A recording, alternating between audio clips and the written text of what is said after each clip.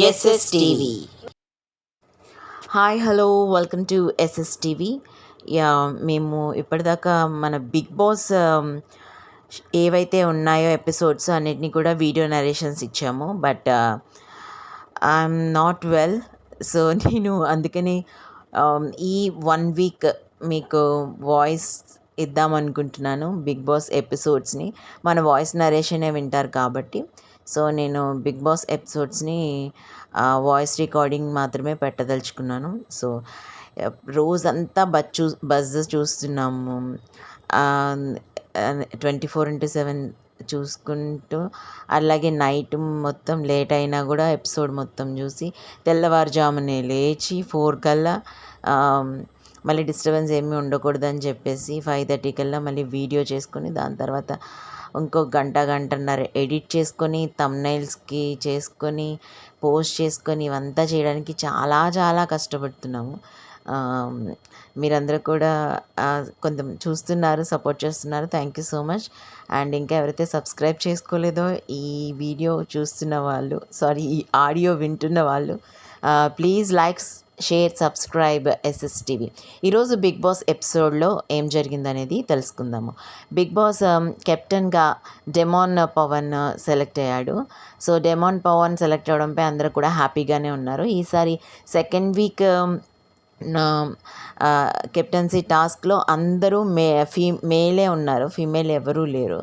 Emmanuel, demon Pawan and మర్యాద Manish and Bharani, ఈ నలుగురు ఉండటం జరిగింది. భరణి అంటే నాకు గుర్తొచ్చిందండి. భరణి బయట ఒక విలన్, విలన్ క్యారెక్టర్స్ చేసే విలన్. తను చూడగానే కూడా ఒక విలనిజం కనిపిస్తుంది, రైట్? హౌస్లోకి వచ్చిన తర్వాత భరణి మొత్తం హౌస్ని రూల్ చేస్తాడని నేను అనుకున్నాను.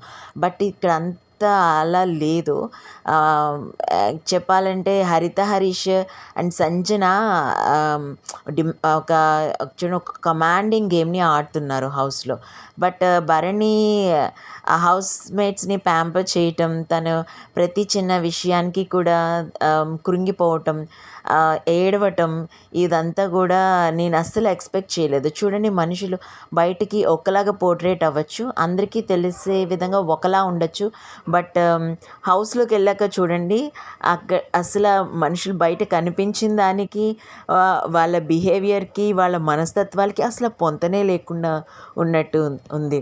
ఆ విషయం భరణిని చూస్తే అర్థమైంది. సంజన ఇంట్లోకి ఏడుస్తూ వెళ్ళింది, కానీ ఇంటిని ఒక్క ఆట ఆడుకుంది కదా. ఫస్ట్ వీకే కెప్టెన్సీ సాధించిందంటే అసలు మామూలు విషయం కానే కాదు. సంజన చెప్తుంది, నాకు అంత చిన్నవాళ్ళని పెద్దవాళ్ళని భయపడను, నేను నా ఆట నేను ఆడతానని. సో హౌస్లోకి వెళ్ళిన తర్వాత అలాగ ఉండడం కూడా ఒక రకంగా మంచిదే. అండ్ బిగ్ బాస్ ఒక టాస్క్ని ఇవ్వడం జరిగింది. కెప్టెన్సీ టాస్క్ అయిపోయింది. ఆ తర్వాత తనుజ అండ్ రాము, ఇమాన్యుయల్ ఈ గేమ్లో ఉంటారు. ఈ ముగ్గురికి ప్రియా అండ్ మర్యాద మనీష్ టాయ్స్ని ఇస్తూ ఉంటారు. సో టాయ్స్ని విసురుతూ ఉంటే వీళ్ళు వాటిని క్యాచ్ చేసి వాళ్ళు ఎన్ని కీప్ చేయగలరో అవి వాళ్ళ దగ్గర దాచుకోవాలి. సో ఇంతకుముందు కూడా మనం ఈ గేమ్ని పాత సీజన్స్లో కూడా చూసాము. ఏవైనా బిగ్ బాస్ ఇవ్వటం, వాటిని వీళ్ళు దాచుకోవడం, కొంతమంది వాటిని దొంగిలించటం, వాళ్ళ దగ్గర ఉన్న టాయ్స్ తగ్గిపోవడం, ఎక్కువ చివరి వరకు ఎవరైతే ఎక్కువ టాయ్స్ని కీప్ చేస్తారో వాళ్ళు గెలిచినట్టు అనమాట. అట్లాగే ఆడారు.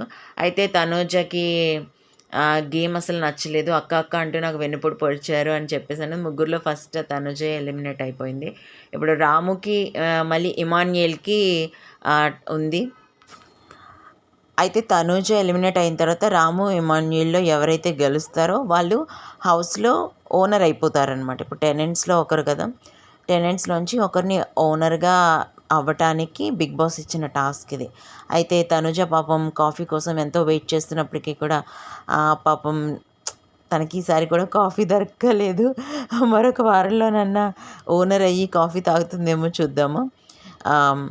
రాముని, ఇమాన్యుయల్ని ఎన్నుకోమని చెప్పుకున్నప్పుడు ఇంట్లో అందరితోనూ పెద్ద డిస్కషన్ అయింది.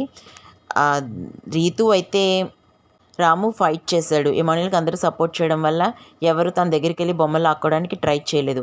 రాము దగ్గరికి వెళ్ళి అందరూ బొమ్మ లాక్కున్నారు. అయినప్పటికీ తను ఫైట్ చేసి గెలిచాడు. కాబట్టి ఓనర్ అవ్వడానికి రాముయే ప్రాస్పెక్టివ్ పర్సన్ అని చెప్పేసి తను చెప్పింది. అయితే మిగతా వాళ్ళందరూ కూడా ఇమాన్యుయల్ అంటూ వచ్చారు.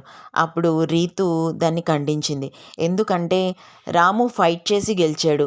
మీరైతే ఇమాన్యుయల్‌ని సపోర్ట్ చేయటం వల్ల తను గెలిచాడు అని చెప్తే అది కరెక్ట్ కాదు కదా! అని వాదించడంతో రాముయే ఓనర్ అయ్యాడు. అయితే ఓనర్స్‌గా మారిన తర్వాత టెనెంట్స్ ఎలా ఉంటారనేది మనం నెక్స్ట్ ఎపిసోడ్‌లో చూడాలి.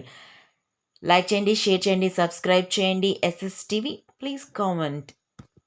I think we hope you like the video.